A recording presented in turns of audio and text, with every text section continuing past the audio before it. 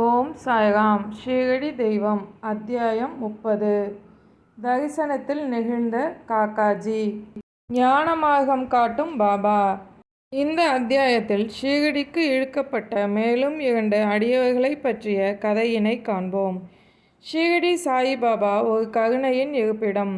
நம் அடியவர்களிடம் அளவில்லா பாசமும் நேசமும் கொண்டவர்.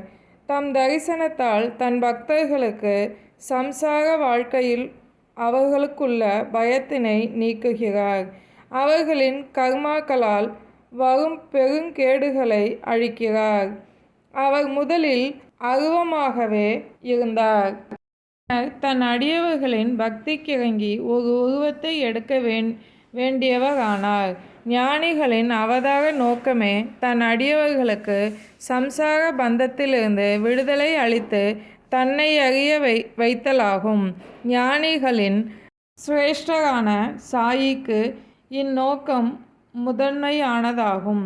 யார் ஒருவர் சாயியின் பொற்பாதங்களில் சரணாகதி அடைகிறார்களோ அவர்களுக்கு முன்னேற்றம் காண்பது என்பது உறுதி செய்யப்பட்டது.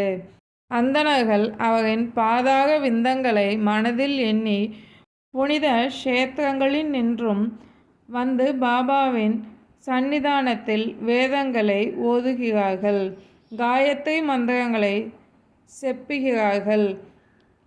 நம்மிடம் பல பலவீனங்களை கொண்டிருக்கிறோம், எவ்வித முன்னேற்றமும் இல்லாமல் இருக்கின்றோம்.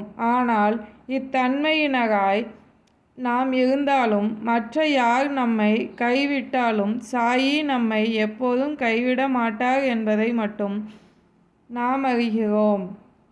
பாபாவால் யார் ஆசீர்வதிக்கப்படுகிறார்களோ அவர்கள் எல்லையற்ற வலிமையை பெறுகிறார்கள். மெய் பொய் ஆகியவற்றை பகுத்துணரும் ஞானத்தை அடைகிறார்கள். சாயி ஓர் கருணை கடல். தம் அடியவர்களின் ஆசையை சாயி முழுவதுமாக அறிந்திருக்கிறார். அவர்களின் ஆசைகளை நிறைவேற்றுகிறார். அவரின் அடியவர்களும் தான் விரும்பியதை பெற்றுக்கொண்டு அவரிடம் நன்றி உடையவர்களாக இருக்கிறார்கள்.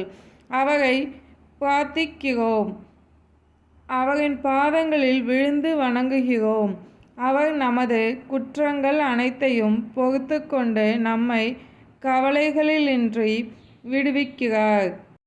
பெருந்துயரங்களால் அவதியுற்றிருப்பவன் சாயியை இங்கனம் எண்ணி தியானிக்கிறான். அவர் அருளால் அவன் மனமும் அமைதி காண்கிறது. பாக்கியசாலியான ஹேமந்த் பந்த். இந்த சாயி ஓர் கருணை கடலாக இருப்பதால்தான் அவர் தன் மீது பொழிந்த அளவற்ற கருணையால் தான் இந்த சரிதத்தை என்னால் எழுத முடிந்தது என்கிறார் ஹேமந்த் பந்த். இல்லாவிடில் இந்த சச்சரிதத்தை எழுதும் தகுதியை அவர் எங்கனம் அடைந்திருக்க முடியும்? யாராலும் இவ்வறிய பணியை ஆற்றல் என்பது இயலாது. நம் சாயி எல்லா பொறுப்புகளையும் ஏற்றுக்கொண்டதால்தான் ஹேமந்த் பந்த் சச்சரிதம் எழுதுவதில் எவ்வித சிரமத்தையும் காணவில்லை. எழுதுவதில் உள்ள சிரமங்கள் குறித்து எவ்வித கவலையும் கொள்ளவில்லை. அவரது பேச்சுக்கும் பேனாவுக்கும் உணர்வூட்ட ஆற்றல் மிக்க ஞான ஒளியாய் பாபா இருக்கும்போது அவர் ஏன் தன்னால் எழுத இயலுமா என சந்தேகம் கொள்ள வேண்டும்? அவர் ஏன் கவலைப்பட வேண்டும்? இவ்வாய்ப்பு கிடைப்பதை ஹேமந்த் பந்த் தன் முன்வினை புண்ணிய வசத்தால் இச்சேவைக்கு பாபா தன்னை ஆட்படுத்தி இருப்பதாக எண்ணி பரவசப்படுகிறார். தன்னை பாபா ஆசீர்வதித்த ஓர் அதிர்ஷ்டசாலியாக எண்ணி மகிழ்வு அடைகிறார். சாயியின் மகிமையை விளக்கும் கதைகள். இதில் கூறப்படும் நிகழ்ச்சி ஒரு சுவையான கதை மட்டுமன்று, புனிதமான அமுதமும் ஆகும். இதை பருகுபவன் சாயியின் பெருமையையும் அவரின் எங்கும் நிறைந்தமையையும் உணர்வான். வீண் விவாதம் செய்வோர் இக்கதைகளுக்கு செல்லக்கூடாது. இதை பற்றிய விவாதம் தேவையற்றது. அளவற்ற அன்பும் பக்தியுமே இதற்கு தேவை. அறிந்தோரும் நிறைந்த பக்தியுடையோரும் பாபா மீது உண்மையான நம்பிக்கை உடையவரும் தன்னை ஞானிகளின் சேவகர்கள் என கருதுவோரும் இக்கதைகளை விரும்பி பாராட்டுவர். இதன் மகிமை உணராதவர்கள் இக்கதைகளை கற்பனை கதைகள் என்பர். மகிமை உணர்ந்தவர்கள் சாயியின் லீலைகளை கற்பகத்தருவாக கொள்வர். இந்த சாயி லீலைகளின் அமுதத்தை பருகுவோருக்கு அறியாமை அகன்று முக்தி கிட்டும். இல்லறத்தாருக்கு மன நிறைவளிக்கும். லட்சியவாதிகளுக்கு அவர்களின் சாதனை கைகூடும். பாபாவை காண விரும்பிய காக்காஜி வைத்யா. காக்காஜி வைத்யா என்பவர் நாசிக் ஜில்லாவை சார்ந்த வணி என்னும் ஊரில் வாழ்ந்து வந்தார். அவர் அங்குள்ள தெய்வமான சப்தவிருங்கி தேவியின் உபாசகர். சில சாதகமற்ற சூழ்நிலைகளாலும் துயரங்களாலும் அவர் பெருமளவு மன அமைதி இழந்து காணப்பட்டார். சலனமற்று காணப்பட்டார். ஒரு நாள் மாலை வேளையில் தேவியின் கோயிலுக்கு சென்றார். தன்னை அக்கவலையிலிருந்து மீட்குமாறு மிகவும் பக்தியுடனும் மனமுருகி பிரார்த்தனை செய்தார். தேவியும் அவர் பக்தி கிறங்கினாள்.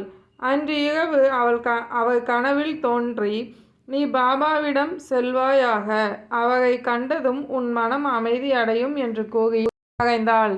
அதன் பின் அந்த காக்காஜி பாபா யார் என்று அறிவதில் ஆர்வம் கொண்டார். அவர் எவ்வித விளக்கமும் பெறாமலேயே தூக்கம் கலைந்து எழுந்துவிட்டார். தேவி தன் கனவில் தன்னை காணுமாறு பணித்த இந்த பாபா யாராக இருக்கக்கூடும் என்று எண்ணத் தொடங்கினார். சற்று நேரம் சிந்தித்த பின் ஒருவேளை இந்த பாபா திரிகம்பேஸ்வரராக இருக்க வேண்டும் என்ற முடிவுக்கு வந்தார். அதன் பின் அவர் நாசிக் ஜில்லாவில் உள்ள திரிகம்பேஸ்வரத்திற்கு சென்றார். அங்கு 10 நாட்கள் தங்கினார். அங்கு சென்று தினந்தோறும் அதிகாலையில் குளித்து முடித்து ஸ்ரீ ருத்ரம் ஓதி அபிஷேக ஆராதனைகள் செய்தார். இவற்றை எல்லாம் செய்தும் கூட அவரின் மனம் சலனமற்ற நிலையிலேயே இருந்தது. சகஜமான நிலைக்கு வரவில்லை. மீண்டும் அவர் தன் இருப்பிடத்திற்கு சென்று மீண்டும் தேவியை இறைஞ்சி வேண்டினார். அன்றிரவு தேவி மீண்டும் அவர் கனவில் தோன்றினாள். அவரிடம், நீ ஏன் திரிகம்பேஸ்வரத்திற்கு சென்றாய்? நான் பாபா என்று கூறியது ஷீரடியை சேர்ந்த ஸ்ரீ சமர்த்த சாயியை என்று சொல்லிவிட்டு மறைந்தாள். அதன் பின் அவர் சிந்தையில் எப்போதும் ஷீரடிக்கு போவது, எப்போது பாபாவை பார்ப்பது என்ற எண்ணமே ஓடிக்கொண்டிருந்தது. பொதுவாக ஒரு ஞானியை உண்மையில் தரிசிக்கும் ஆர்வமுடன் ஒருவன் இருந்தால் ஞானிகள் மட்டுமன்றி கடவுளுமே அவனது வேண்டுகோளை நிறைவேற்றுகிறார்கள். உண்மையில் சந்தும் ஆனந்தத்தும் ஒன்றே, அதாவது ஞானியும் கடவுளும் ஒன்றே. இருவரிடமும் எல்லளவு வேறுபாடு கிடையாது.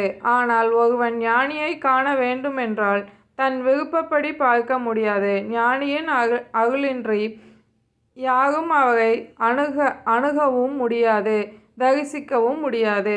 ஒரு மரத்தின் இலை கூட அவன் ஆணையின்றி அசைவதில்லை. ஒருவன் ஞானியை காண எந்த அளவு தீவிர பக்தியும் ஸ்ரத்தையும் கொள்கிறானோ, எந்த அளவுக்கு நம்பிக்கையுடன் காண வேண்டும் என்ற தீவிர நோக்கத்துடன் இருக்கின்றானோ, அவன் மனம் நிறைவு கொள்ளும் அளவுக்கு அவனுடைய அந்த ஆசை நிறைவேறக்கூடும். ஒரு நாள் நிறைவேற்றப்படும். ஒருவரை விருந்துக்கு அழைக்கும் ஒருவன் எவ்வாறு சகல ஏற்பாடுகளுடன் இருப்பானோ, அதே போல காக்காஜி சம்பந்தப்பட்ட விஷயமும் நடந்தது. ஷியாமாவின் வருகை. ஷீரடிக்கு தான் எவ்வாறு செல்வது என காக்காஜி சிந்தித்து கொண்டிருக்க அவரை அழைத்து செல்ல ஒருவர் நேரடியாக அவரின் இருப்பிடத்திற்கே வந்தார். அவர் வேறு யாரும் இல்லை, பாபாவுடன் எப்போதும் கூடவே இருந்து அவருக்கு சேவகம் செய்யும் அடியவரான ஷியாமாதான்.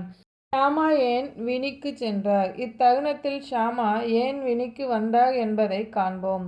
ஷியாமா இளம் வயதில் கடுமையான ஒரு நோயால் பாதிக்கப்பட்டிருந்தார். அதனால் பெருங்கவலையுற்ற அவரின் தாயார் அவளது குல தெய்வமான விண்ணில் உள்ள சப்தசிருங்கி தேவியிடம் தன் மகன் குணமடைய வேண்டும் என்று தீவிரமாக பிரார்த்தித்த அவள், அங்கனம் அவன் குணமடைந்து விடுவானாயின் அவனை அத்தேவியின் பாதத்தில் சமர்ப்பிப்பதாக வேண்டிக் கொண்டாள்.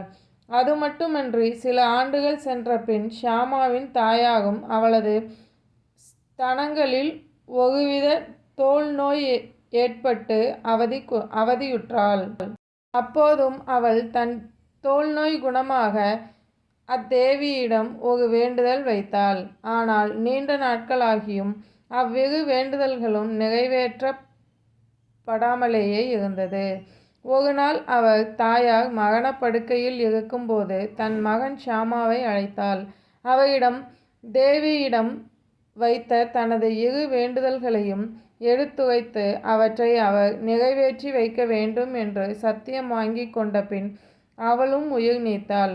ஆனால் ஷியாமா சில நாட்கள் சென்றதும் தாயாரின் கோரிக்கைகளையும் வேண்டுதல்களையும் மறந்தே போய்விட்டார். அது 30 ஆண்டுகளை கடந்து விட்டது. ஜோதிடர் தந்த முன்னோடி உரை. இந்நிலையில் புகழ்பெற்ற ஜோதிடர் ஒருவர் ஷீரடிக்கு வந்து 1 மாதம் தங்கியிருந்தார். அவர் ஸ்ரீமான் பூட்டியை பற்றியும் மற்றவர்களைப் பற்றியும் கூறிய செய்திகள் அனைத்தும் உண்மையாயிருந்ததில் அனைவரும் மகிழ்ந்தனர். ஷியாமாவின் தம்பி பாபாஜி அஜோதிடரை கலந்து ஆலோசித்ததில் அவருடைய தாயாரின் வேண்டுதல் பற்றியும் அவர் தாய் மரணப்படுக்கையில் இருக்கும்போது கூறிய வேண்டுதல்கள் அவர்கள் நிறைவேற்ற மறந்தது பற்றியும் கூறினார். அதனால் அவர்களின் குலதெய்வம் குறை ஏற்பட்டு மகிழ்வுறாமல் இருப்பதாகவும் அதனால்தான் அவர்கள் குடும்பத்திற்கு துன்பங்கள் அளித்து கொண்டு இருப்பதாகவும் கூறினார். பாபாஜி இதை அவர் அண்ணனிடம் கூறி நினைவு கூர்ந்தார். இனியும் தாமதம் செய்தால் முறையாகாது, அது ஆபத்தாய் முடியும் என எண்ணிய ஷியாமா ஒரு பொற்கொல்லனை அழைத்து 1 ஜதை வெள்ளி ஸ்தனங்களுக்கு ஏற்பாடு செய்தார். காக்காஜியை சந்தித்த ஷியாமா அந்த வெள்ளி ஸ்தனங்களை எடுத்துக்கொண்டு ஷியாமா நேராக மசூதிக்கு வந்தார். பாபாவையே சப்தஸ்ருங்கி தேவியாக எண்ணிய ஷியாமா அந்த ஸ்தனங்களை பாபாவின் பாதங்களில் வைத்தவராய் தம்மை தன் தாயாரின் வேண்டுதல் நிறைவேற்றாத குற்றங்களிலிருந்து விடுவிக்கும்படி வேண்டிக் கொண்டார். ஆனால் பாபா ஷியாமாவிடம் அவரை சப்தஸ்ருங்கி கோயிலுக்கு போகும்படியும் அவற்றை அந்த தேவியின் பாதங்களிலேயே சமர்ப்பிக்கும்படியும் வற்புறுத்தினார். அதன்பின் ஷியாமா பாபாவின் அனுமதியையும் உதியையும் வாங்கி கொண்டவராய் வணிக்கு புறப்பட்டார். அங்கு அவர் பூசாரியை தேடிக்கொண்டு காக்காஜியின் வீட்டுக்கு வந்தார். காக்காஜியோ பாபாவை எப்படி காண்பது என்ற கவலையிலேயே இருந்தார். அத்தருணத்தில் தான் ஷியாமா அங்கு வந்து சேர்ந்தார். என்ன ஒரு அதிசயம்! எத்தகைய ஆச்சரியப்படும்படியான நிகழ்வு இது! பாபாவின் தரிசன மகிமை உணர்ந்த காக்காஜி ஷியாமாவை பார்த்த காக்காஜி அவர் யார் என்றும் எப்போது வந்தார் என்றும் விசாரித்தார். ஷியாமா ஷீரடியிலிருந்து வருகிறார் என்றறிந்ததுமே உடனே அவரை கட்டி அணைத்து கொண்டார். பாபாவின் மீது கொண்ட ஆழ்ந்த அன்பால் அந்த அளவிற்கு அவர் ஆக்கிரமிக்கப்பட்டிருந்தார். பின்னர் அவ்விருவரும் சாயின் லீலைகளை பற்றி பேசிக் கொண்டிருந்தனர். ஷியாமாவின் வேண்டுதல்கள் நிறைவேறிய பின்னர் இருவரும் ஷீரடிக்கு புறப்பட்டனர். மசூதிக்கு சென்ற காக்காஜி நேரா பாபாவின் பாதங்களில் வீழ்ந்தார். அவரை கண்டு நெகிழ்ந்த அவரின் கண்கள் குளமாயின. அவர் மனதில் ஒருவித காணாத அமைதி குடிகொண்டது. தேவியின் வாக்குப்படி பாபாவை பார்த்த அந்த நொடியே காக்காஜியின் மனம் சலனங்களில் இருந்து முற்றிலும் தெளிந்து அமைதி கண்டது. காக்காஜியின் மனதில் எண்ணங்கள் பலவாறாய் ஓடிற்று. பாபாவின் சக்திக்கு என்ன ஒரு மகிமை! பாபா ஒன்றுமே நம்மிடம் வாய் திறந்து பேசவில்லை, எவ்வித கேள்விகளும் கேட்கவில்லை, தனக்கு எவ்வித ஆசீர்வாதங்களும் வழங்கவில்லை. அவரை கண்ட தரிசன மகிமையிலேயே இவ்வித மகிழ்ச்சியை மனம் காண்கிறது. அமைதியற்ற என் மனம் அவர் தரிசனம் கண்ட மாத்திரத்தில் குளிர்ந்து மனதில் இன்ப உணர்வு காண்கிறதே. இதுதான் பாபாவின் தரிசன மகிமையோ? பலவாறு எண்ணிய அவர் பாபாவின் பாதங்களிலேயே அவரின் பார்வை நிலைத்திருந்தது. அதற்கு மேல் அவரால் ஒரு வார்த்தை கூட பேச முடியவில்லை. பாபாவின் இத்தகைய அற்புத லீலைகளைக் கண்டு காக்காஜி எல்லையில்லாத கரை காணாத மகிழ்ச்சி வெள்ளத்தில் திளைத்தார். பாபாவிடம் தன்னை முழுமையாக சரணடைந்து நெகிழ்ச்சியுற்றார். இதுவரையில் தன் மனதில் நிலை கொண்டுள்ள கவலைகளையும் கஷ்டங்களையும் மறந்து போனார். தூய்மையான பேரின்பத்தை அடைந்தார். அங்கு 12 நாட்கள் வரை தங்கியிருந்தார். இறுதியாக பாபாவிடம் முதிய ஆசீர்வாதம் இவைகளை பெற்றுக்கொண்டு மகிழ்ச்சி நிறைந்து வீடு திரும்பினார். குஷால் சந்தின் கனவு பலித்தது. அதிகாலையில் நாம் காணும் கனவு பலிக்கும் என்பார்கள். பாபா பற்றிய கனவுகளுக்கு அத்தகைய கால நியதி இல்லை என்றாலும் குஷால் சந்த் மதிய வேளையில் தான் கனவு கண்டார். தன் கனவில் பாபாவின் தரிசனத்தை கண்டார். அவர் கண்ட கனவு பலித்தது. ஒரு நாள் மாலை பாபா காக்கா சாஹிப் தீக்ஷித்தை அழைத்தார்.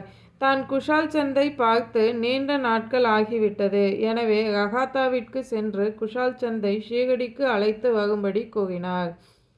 அங்கனமே காக்கா சாஹிப் ஒரு குதிரை வண்டியில் ரகாத்தாவிற்கு சென்று குஷால் சந்தை சந்தித்து பாபாவின் மன ஓட்டத்தை கூறினார். அதை கேட்டதும் குஷால் சந்த் மிகவும் வியப்படைந்தார். பின் குஷால் சந்த் காக்காவிடம் தான் மதியம் உணவு உண்ட பின் சிறு துயில் கொண்டிருந்ததாகவும் பாபா அவர் கனவில் தோன்றி தன்னை உடனே ஷீரடிக்கு வரும்படி கூறினார் என்றும் அக்கனவு கண்டதிலிருந்து தானும் பாபாவை காண அதிக ஆவலாக இருப்பதாகவும் கூறினார். மேலும் அவர் தன் பக்கத்தில் தமது குதிரை இல்லாததால் தன் மகனிடம் தான் பாபாவை காண விரும்புவதை பாபாவிடம் அறிவிக்கும்படி கூறி இருந்ததாகவும், ஆனால் அவர் மகன் கிராம எல்லையை தாண்டுவதற்குள் தீட்சித்தின் வண்டி எதிரே வந்துவிட்டது என்றும் கூறினார். காக்கா சாஹிப்பும் குஷால் சந்தை அழைத்து வரவே தாம் இங்கு அனுப்பப்பட்டிருப்பதாக கூறினார். பின் அக்குதிரை வண்டியிலேயே காக்கா சாஹிப்பும் குஷால் சந்தும் ஷீரடிக்கு திரும்பினர். குஷால் சந்த் பாபாவை கண்டார். அனைவரும் மகிழ்ச்சியுற்றனர். பாபாவின் இந்த லீலையினால் குஷால் சந்த் மிகவும் உணர்ச்சி வசப்பட்டு பரவசம் உற்றார். ராம்லாலை ஷீரடிக்கு அழைத்த பாபா. பம்பாயைச் சேர்ந்த ராம்லால் ஒரு பஞ்சாபி பிராமணர். அவர் ஒரு கனவு கண்டார். அக்கனவில் பாபா தோன்றி அவரை ஷீரடிக்கு வருமாறு கூறினார். அந்த காட்சியில் அவர் ஒரு மகான் போல தோன்றினார். கனவில் தான் பாபாவை அதிர்ஷ்டவசமாக பார்த்தாரே தவிர அவர் யார், எங்கிருப்பார் என்ற விவரம் எதுவும் அவர் அறியவில்லை. அவர் பாபாவை பார்க்க விரும்பினார். ஆனால் அவரின் இருப்பிடம் அவர் அறியார். அதனால் அவருக்கு என்ன செய்வதென்று தெரியவில்லை. ஒருவரை பேட்டி காண நினைப்பவன் எல்லா ஏற்பாடுகளையும் செய்திருப்பது போல ராம்லால் விஷயத்திலும் ஒரு அற்புதம் நிகழ்ந்தது. அன்று மாலை அவர் வீதி வழியே சென்று கொண்டிருக்கும் போது பாபாவின் படம் ஒன்றை எதேர்ச்சியாக கண்டார். அவர் கனவில் கண்ட பாபாவின் தோற்றம் இப்படத்தோடு மிகவும் பொருந்தியிருந்தது. அப்புகைப்படத்தில் உள்ள மகான் யார் என்று விசாரித்தார் ராம்லால். அவர்தான் ஷீரடி சாய்பாபா என தெரிந்து கொண்டார். உடனே அவர் ஷீரடிக்கு சென்று சாய்பாபாவை தரிசித்தார். அவர் மீது கொண்ட பக்தியால் தன் இறுதி காலம் வரை அங்கேயே தங்கினார். தன்னை தரிசிக்கும் பேச்சினை பாபா அடியவர்களை தன் விருப்பத்திற்கு ஏற்ப கொணர்ந்தார். அவர்களின் ஆத்மார்த்த தேவைகளை பூர்த்தியும் செய்தார். ஓம் சாய்ராம். சாயின் வார்த்தைகள் மீது நம்பிக்கை வைப்போம்.